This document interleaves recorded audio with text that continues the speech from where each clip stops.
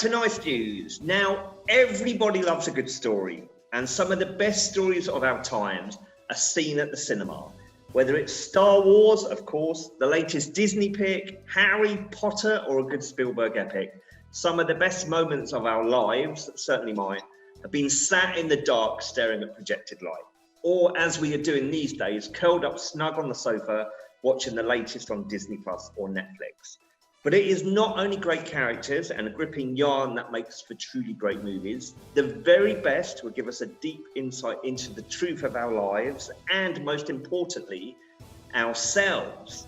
So this is what the show is about. We are looking at the wisdom of the movies, Hollywood movies. So get yourself comfy, get yourself some popcorn. That is all coming up in the next 45 minutes. But first, as always, it is time to go over to the ever glamorous Kaie, our very own Hollywood movie star, who's going to tell us more about the theme of this week's show and give us some nice news. Over to you, Kaie. Stephen, I swear, when I become the next Oprah Winfrey, you're going to be my PR guy and my aide and my gopher and everything else. Good evening, everybody. Thank you once again for joining us here on the Nice News Show. We've got the lights on. There's a little difference from when we started. It was pure daylight. Now we've got all the lights on and we're bringing you all the fun and the warmth of the Nice News Show. Do or do not. There is no try. That comes from one of Stephen's favorite movies, Star Wars. And for many of us, movies have the power to change us, taking us out of our everyday life and introducing us to something that's a little more unusual, a little beyond the boundaries of what we think we know. Movies have also been the source of some of our most popular sayings, like, "Do you feel lucky, punk? Well, do ya?" Or, "Show me money!" Or my absolute favorite, "I'm gonna make him an offer he can't refuse." Yeah, I know my movie voices are bad, but today's show is going to be a lot better than my movie voices. We're going to have a look at how movies have provided entertainment, good and bad, but most importantly, we're going to explore how they have shaped, inspired and changed lives for the better. Before that though, as always, we've got some nuggets of nice news, and the links to the full stories will be provided on our social media pages. Now, as you know, this month is Black History Month, and to celebrate, we'll be posting stories celebrating the achievements of Black Britons on our social media pages. As part of the Black History Month celebrations here in the UK, the Royal Mail has painted 4 letterboxes black. Located in London, Cardiff, Glasgow and Belfast, each features a Royal Mail stamp that honours a significant figure from the Black British community. Now, if like Stephen, you're one of these people who spends hours watching cute animal videos and then feels a little bit guilty about it afterwards, then please don't, because you're probably doing yourself a lot more good than you realise. Researchers at the University of Leeds have found that looking at adorable animals, whether in real life or on video, can actually help reduce our stress levels. So what were you doing at 14 years old? I know that myself and most of my contemporaries were just trying to negotiate that minefield of teenage years. But Kelvin Odate isn't just any 14-year-old. This young Ghanaian creative built his own car, and he went viral after his fellow pupils posted videos of him driving his car to school. So as I said, the links to those stories will be found on our social media pages. So let's get back to today's topic, the wisdom of the movies. Initially, movies, or moving pictures as they were then known, were just a way of entertaining the masses. But during the First and the Second World Wars, governments saw them as a brilliant communications or propaganda tool, using them as training aids for the armed forces, encouraging citizens to do lots of good things like sign up to the armed forces, buying war bonds, doing their bit to help out. And yes, they did sometimes encourage them to tattle on their friends, neighbours, and even families. So yeah, they entertained, but as Stephen pointed out earlier, a great movie isn't just about a fantastic storyline and great characters. A really, really good film will inspire, encourage, and actually change people's lives. How many times have we listened to an actor say that they have been inspired by another actor? In fact, we probably wouldn't have had Black Panther and Chadwick Boseman had it not been for one of my all-time favourite actors, Denzel Washington, because Denzel paid for Chadwick to attend a summer drama school program.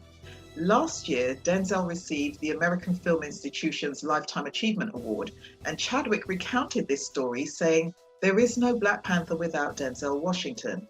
And not just because of me, but my whole cast, that generation, stands on your shoulders." He called Denzel the dopest actor on the planet, I agree, and said something that I thought was so profound. "An offering from a sage and a king is worth more than silver and gold. It is a seed of hope and a bud of faith." Now, I've included a clip of this short speech, and you can see Denzel getting a bit emotional, and I'm not ashamed to say that I did too. And there's a funny story about Denzel going to see Black Panther, and Chadwick was all excited and he's like, "Oh, Mr. Washington, I'm so happy you're here." And Denzel's like, "Yeah, that's good. This movie's, made some money. I've come for my money." So they had a little joke about that. But anyway, later in the show, Stephen and I are going to discuss some of our biggest movie moments, the ones that have impacted us the most. And of course, I'll be sharing lots more nice news stories. So Stephen, take it away. Thank you very much, Kaie. Just got to say, you got the voice wrong. It's got to be do or do not. There is no try. That's why I said it, Stephen, because I knew if it's Star Wars related, you could correct me. If it's Godfather 1, 2, or 3, he's sleeping with the fishes. I've got all those down pat, but I'll leave the Star Wars ones to you. For Yoda, here's the secret. You got to channel Fozzie Bear. That's what you got to do. Good Lord, yeah. Okay. Right.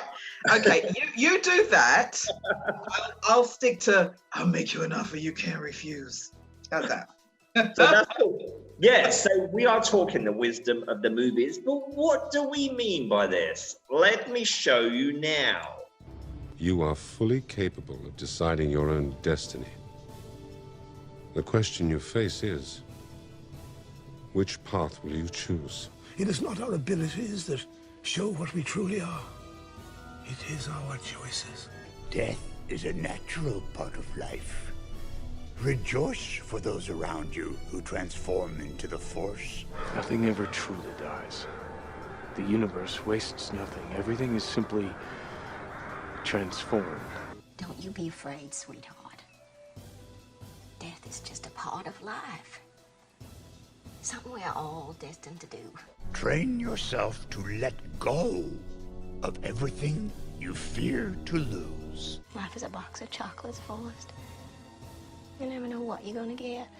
This is the way things are. You can't change nature. Change is nature, Dad. The part that we can influence. And it starts when we decide. Your anger gives you great power. But if you let it, it will destroy you. Always remember, your focus determines your reality. Begin each day as if it were on purpose. Without purpose, we would not exist. Don't ever let somebody tell you you can't do something. You got a dream, you got to protect it. People can't do something themselves. They want to tell you you can't do it.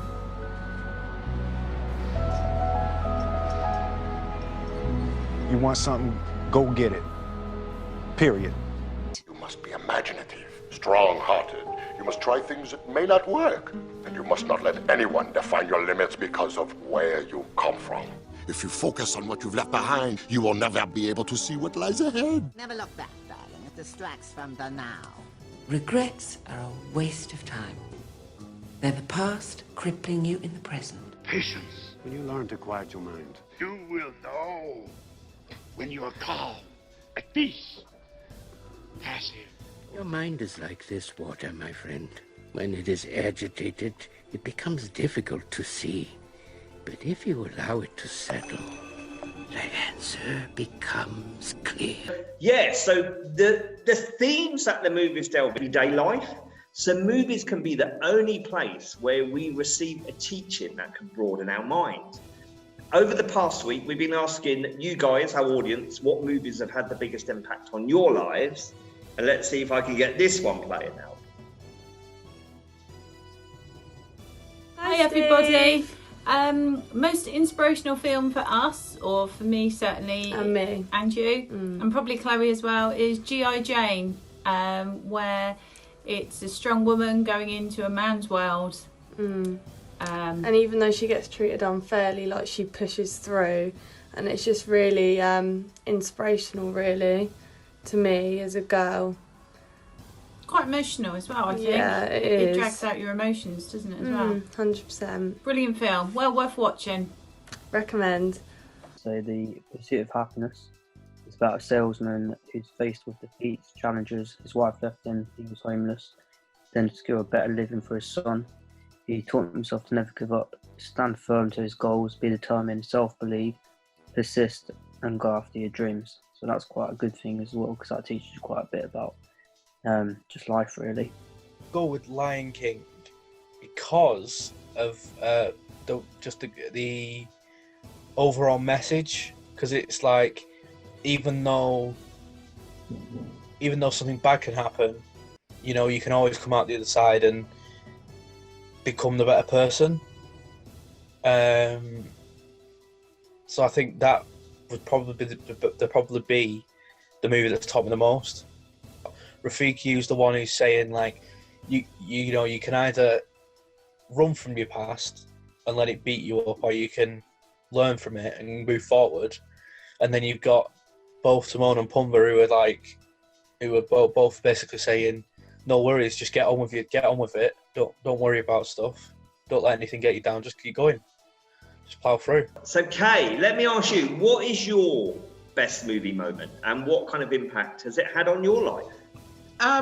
Well, I've had a couple over the years because I've seen more than my fair share of movies. I think the first one that impacted me was Tommy, which is based on a song Pinball Wizard that The Who wrote and Elton John sang. And it was basically about a deaf, dumb and blind kid who was a pinball wizard. And I remember at my tender young age thinking, how can you be a pinball wizard if you can't see anything? But for me, it was just a recognition of the resilience of the human spirit. If you don't have one sense or a series of senses, then the others kick in to more than compensate. There was another film called Starman, which is about an alien who falls to Earth and has to get from point A to point B. And of course, the evil government wants to stop him because they want to dissect him and study him. And it, for the first time, made me ashamed to be a human being, because I thought, why is it that we're always so eager to destroy what we don't understand?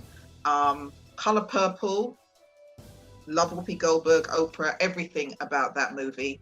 And of course, The Matrix. Apart from the fact that I kind of got a mini crush on Keanu Reeves, the special effects in that movie, plus the cool leather outfits, and that bit where they're doing bullets at him and he goes back and the leather coat comes up and it's all nice and slow.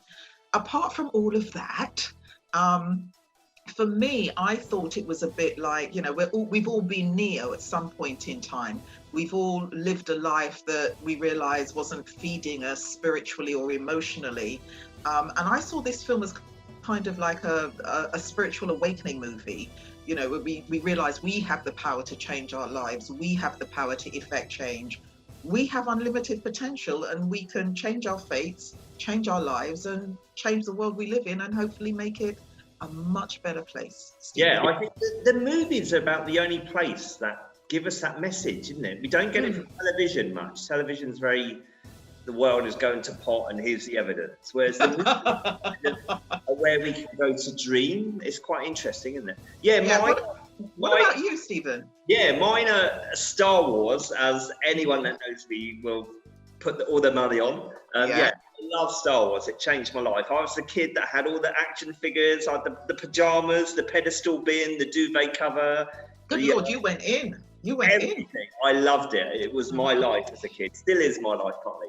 And yeah, if I was to say my favourites of the all the films is Empire Strikes Back with the Yoda team, a lot which we're seeing today, and Rogue One, the recent one out in 2016, I think it was. Okay.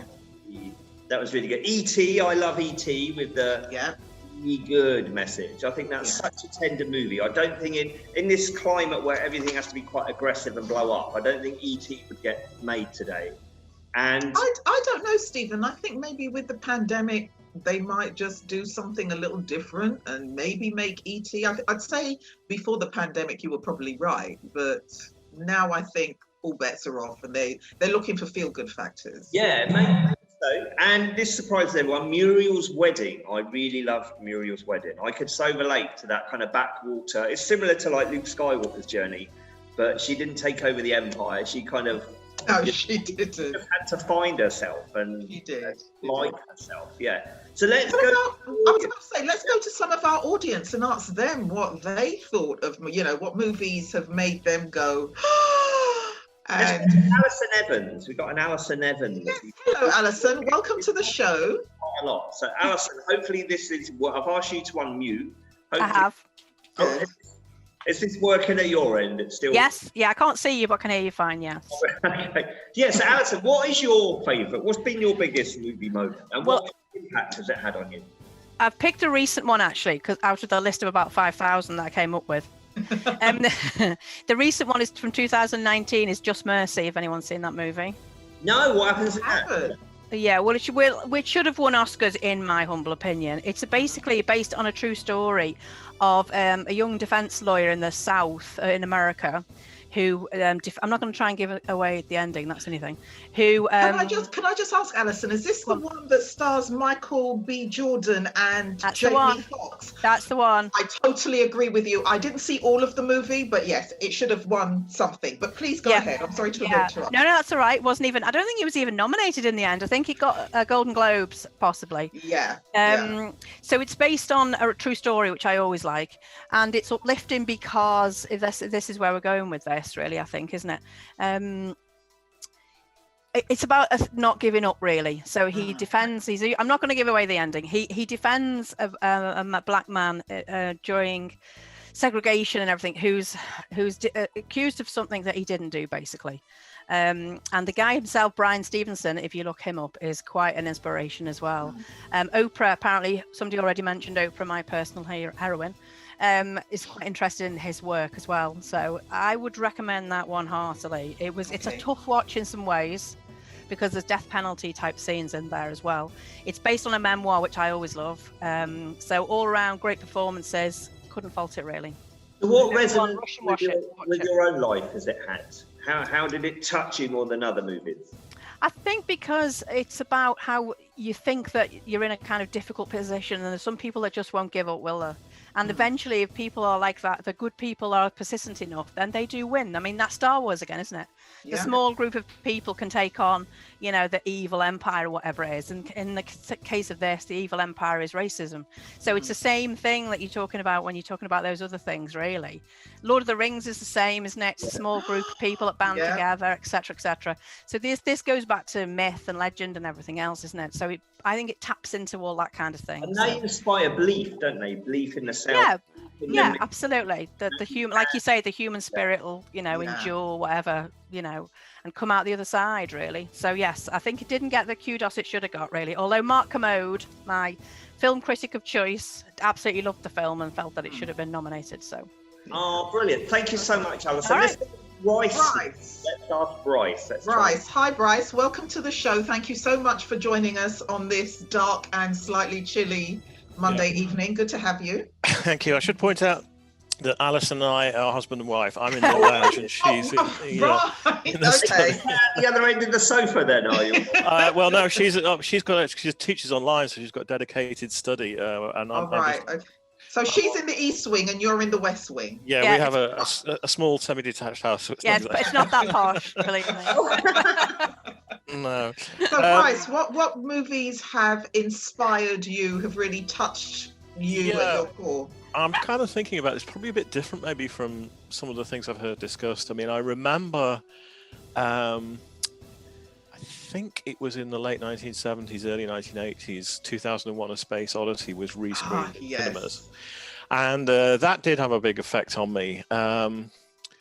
I'd read some of Arthur C. Clarke's science fiction. As a kid growing up in South Manchester, I used to read science fiction and stuff all the time.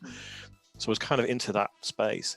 But I think the way that movie so artistically depicted, and the whole sort of meeting of man and some something out there that's not even, that's represented by a black monolith, and it's this all connection with evolution and so on. It just made me think about the wider thing about where we sit in the cosmos in general, and I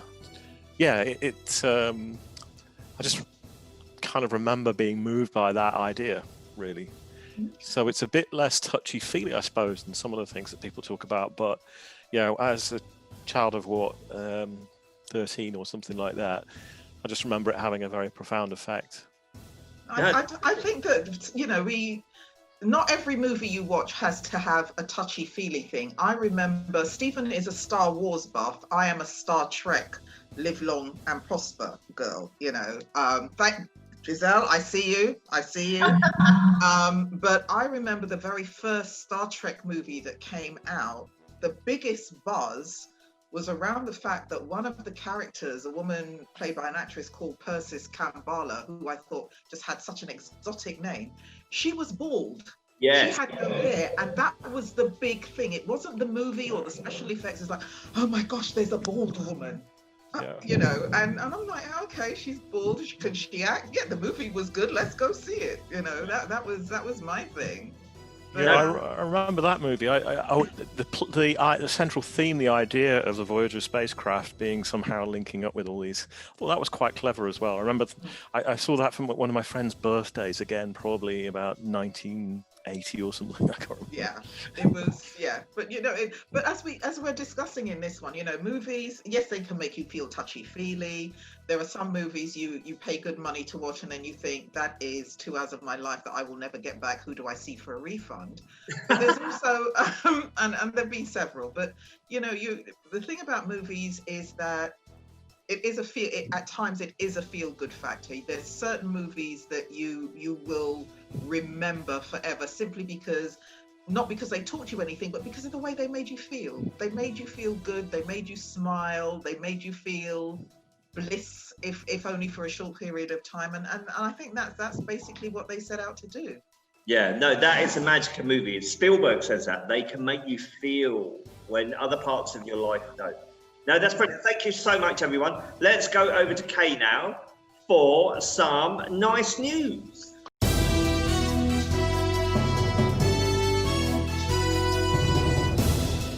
Well, this month, I should say, in addition to being Black History Month, is the month that they announced the Nobel Prize winners. Last week, the winners were announced, and for the first time in its history, an all-female team was awarded the Nobel Prize for Chemistry for their work in gene editing. Now, I had to do some serious looking up, and I'm still not quite sure what that is, but it sounds very technical and very important. Jennifer Doudna and Emmanuel Charpentier are the recipients. But the reason I'm telling you about this story is because, the results are normally announced late at night somewhere where people are sleeping. And Jennifer was fast asleep when the reporters were calling her. And by her own admission, she is a very deep sleeper. So they were calling and calling and calling, and she was sleeping and sleeping and sleeping. So about 3 o'clock in the morning, she realized this phone isn't going to stop buzzing. Let me pick it up and answer the phone. And there was a reporter on the line saying to her, what do you think about the Nobel Prize? And Jennifer's first question was, why are you calling me? Who won? She didn't know that she had won. So she admitted afterwards it was a bit embarrassing, but in her defense, and she needed one, she's a very deep sleeper. Somebody who probably isn't a deep sleeper is Captain Sir Tom Moore. I kind of feel like he's a friend to the show because we've mentioned him so often in the last couple of months. I know he's certainly a friend and a hero to the NHS.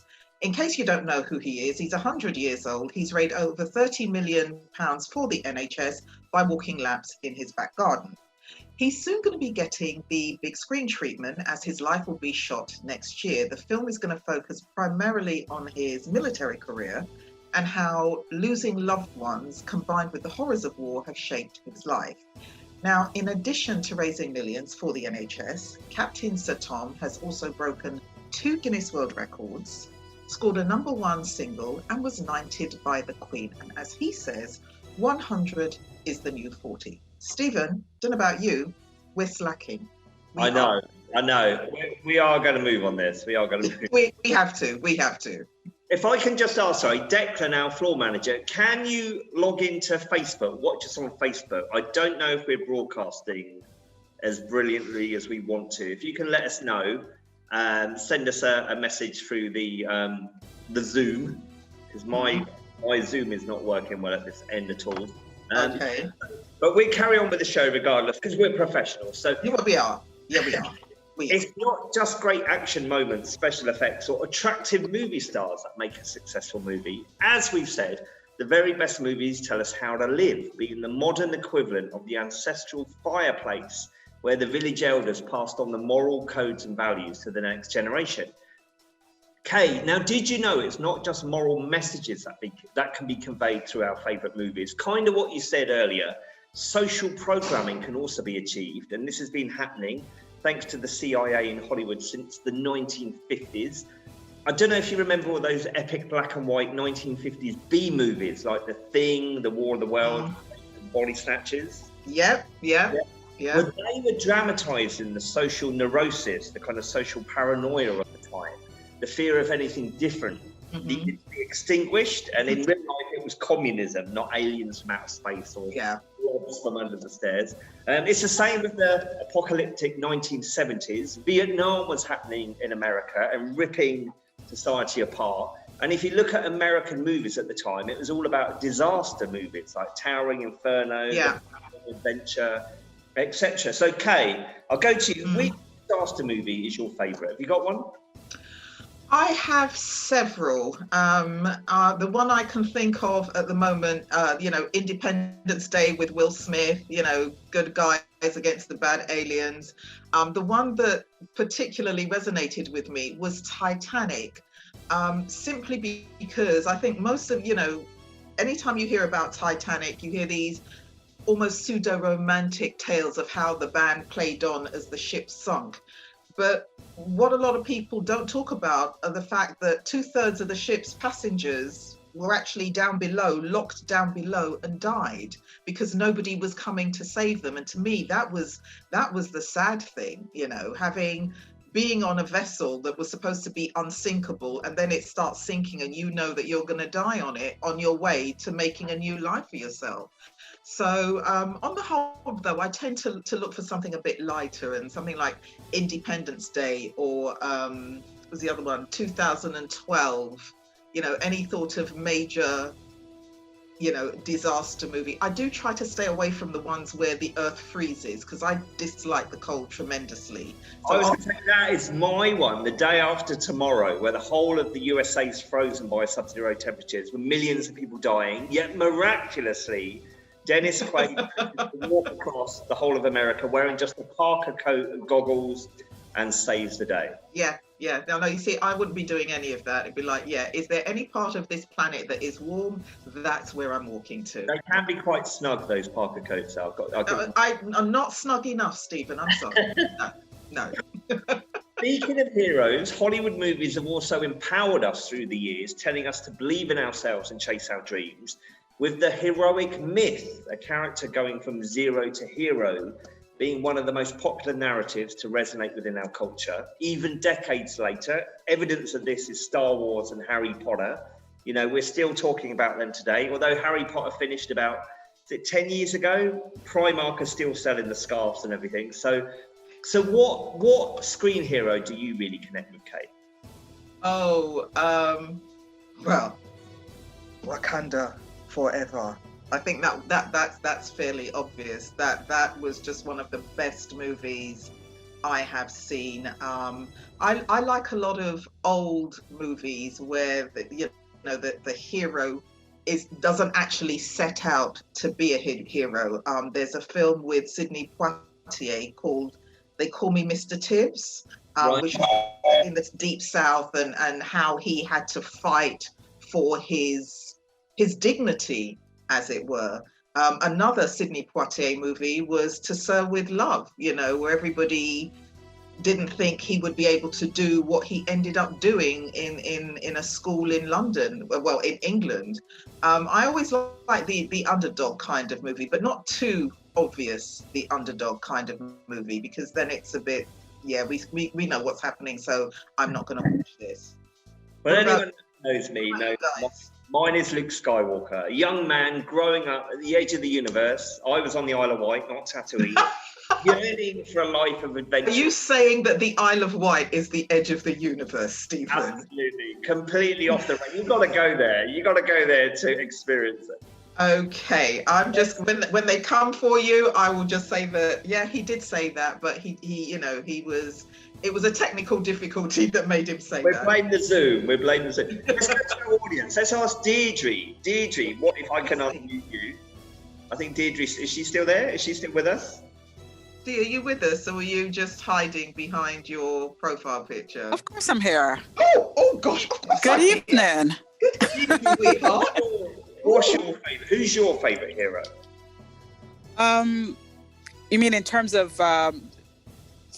heroes in terms of films? Yeah. I would say, I think Wakanda Forever, King Prince T'Challa, late Chadwick Boseman. I think more recently he was more my favorite person in a movie, and But if you want to go back to favorite movies, I know this may sound a bit corny and it may be showing my age, but The Sound of Music was one of my first movies I remember watching. And it was, I just felt like I could do anything, from that movie, watching that movie as a young child growing up in Barbados. So yes. I get you on that. They inspire you. The younger you are, I saw Star Wars when I was 5. My life began then. I've no memory of pre-Star Wars life. Let's ask Giselle. Giselle is a writer and producer. Giselle, tell us Are you with us, Giselle? Yes, hi. Yes. Yeah, hi. Who's your favourite movie hero? Do you know what? My favourite film is very heroic, and that's The Shawshank Redemption. Oh, Giselle. I mean, it's one of my favourite things in a film is I love friendship and friendship explored. I love loyalty.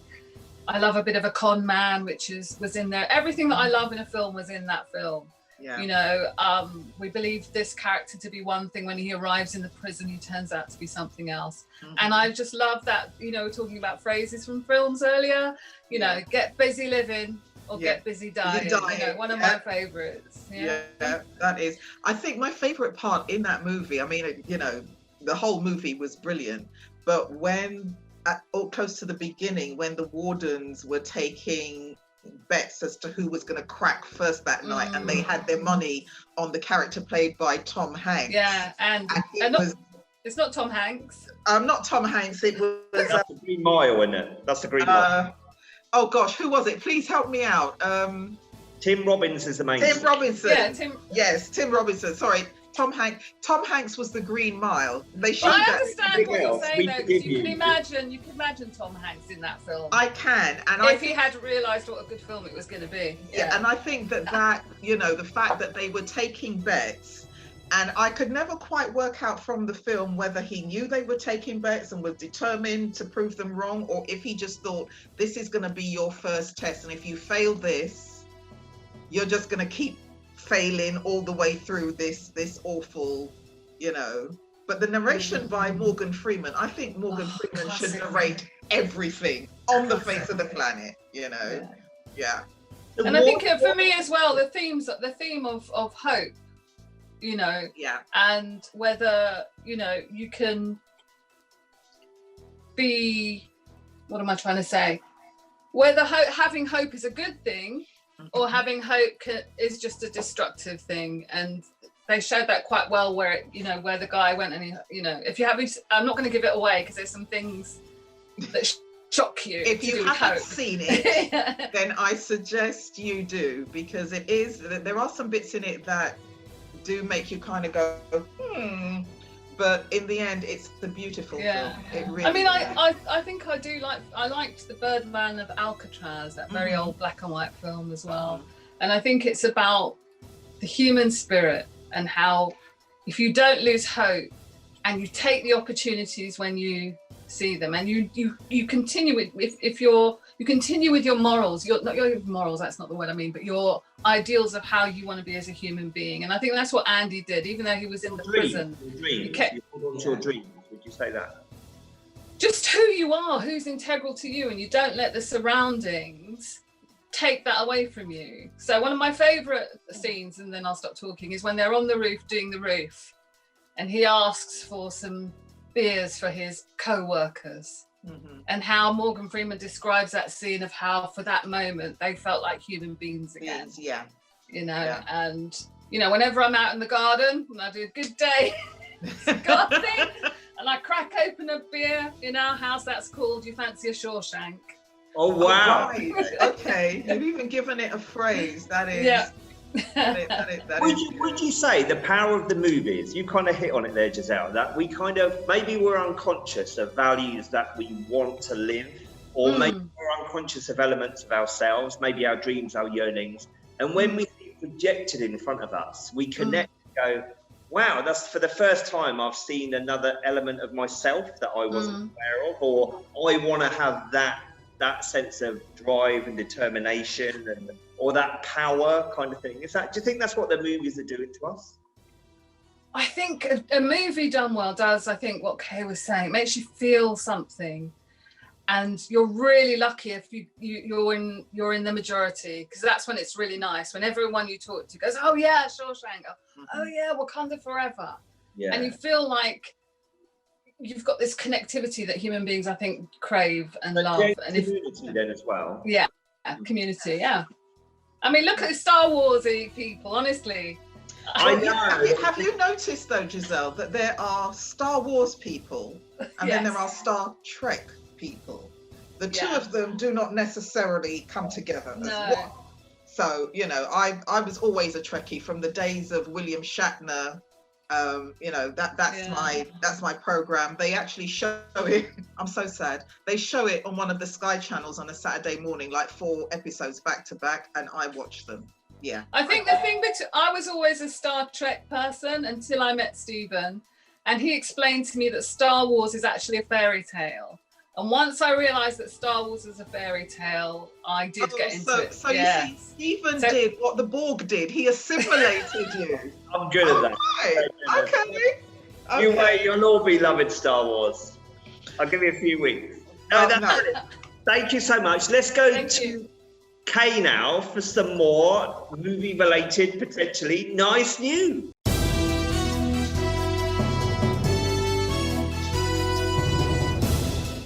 It's funny that we've just been talking about, you know, particular films, because one thing that hasn't really been evident in certain types of films are Black filmmakers in horror genres. But nothing's more evident of that change than the new series of that old sci-fi classic, The Twilight Zone. It's now co-created and presented by Jordan Peele. Jordan Peele is the guy who has created Lovecraft County, Candyman, and one of my recent favorite horror movies, Get Out.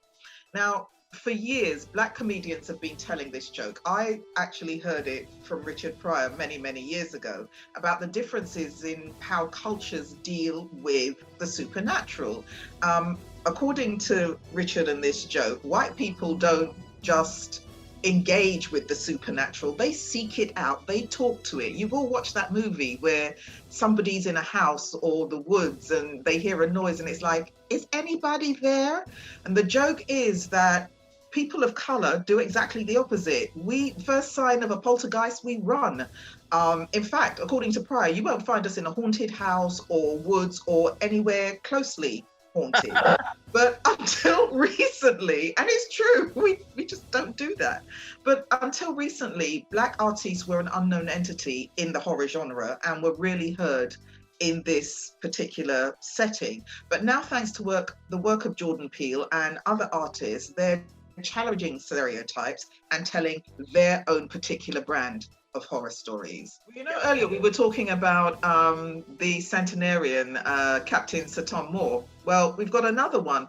A 103-year-old skydiver has broken the Guinness World Record.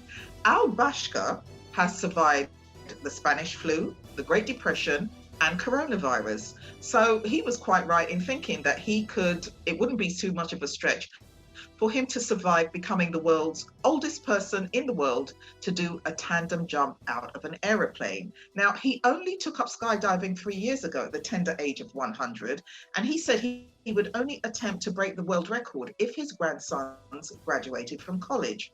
So they all did.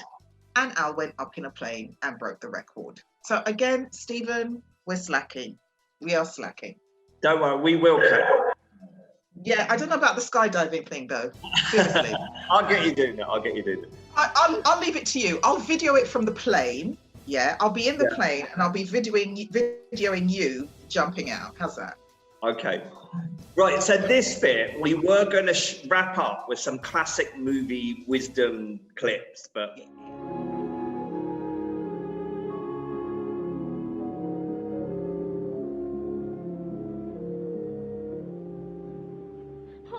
Help me? Can you help me? You don't need to be helped any longer. You've always had the power to go back to Kansas. I have. Then why didn't you tell her before? Because she wouldn't have believed me. She had to learn it for herself. What have you learned, Dorothy? Well, I think that it wasn't enough just to want to see Uncle Henry and Auntie Em. And it's that if I ever go looking for my heart's desire again, I won't look any further than my own backyard. Because if it isn't there, I never really lost it to begin with. Is that right? That's all it is. But that's so easy. I should have thought of it for you. I should have felt it in my heart. No, she had to find it out for herself. Now those magic slippers will take you home in 2 seconds. The powerful play goes on, and you may contribute a verse. What will your verse be? You must strive to find your own voice. Because the longer you wait to begin, the less likely you are to find it at all. Thoreau said most men lead lives of quiet desperation. Don't be resigned to that. Break out. Impossible. Nobody can jump this. Indy, you must hurry! Come quickly!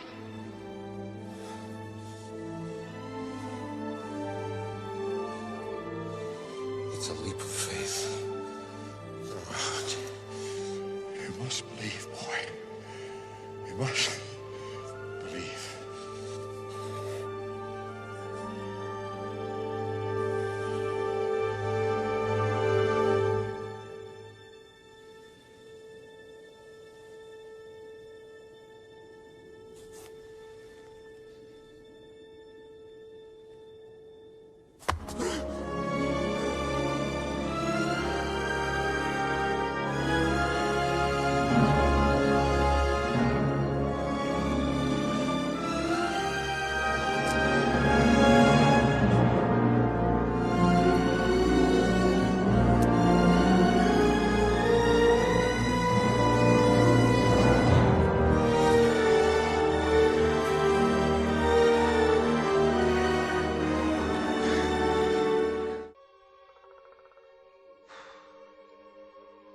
That's not my father. It's just my reflection. No. Look hard.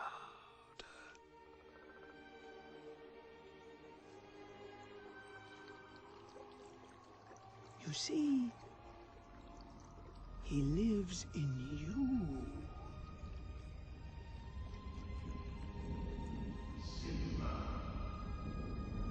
Father?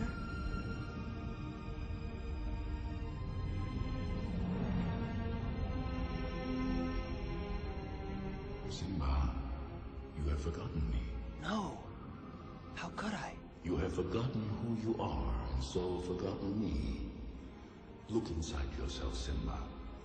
You are more than what you have become. You must take your place in the circle of life. How can I go back? I'm not who I used to be. Remember who you are. You are my son, and the one true king. Size matters not. Look at me. Judge me by my size, do you? And where you should not. For my ally is the Force. and the powerful ally it is. Life creates it, makes it grow. Its energy surrounds us and binds us. Luminous beings are we, not this crude matter.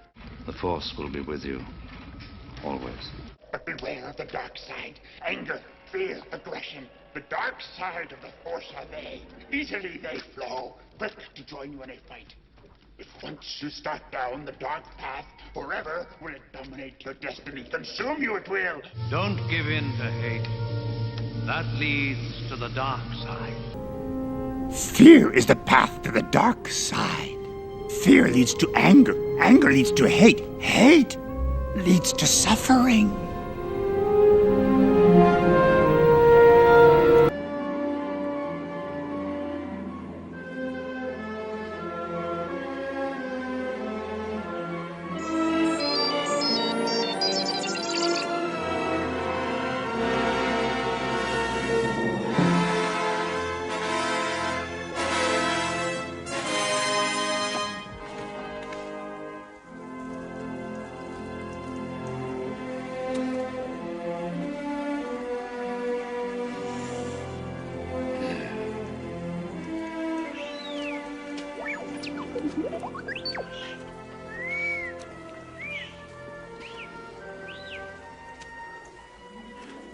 I don't believe it. That is why you fail.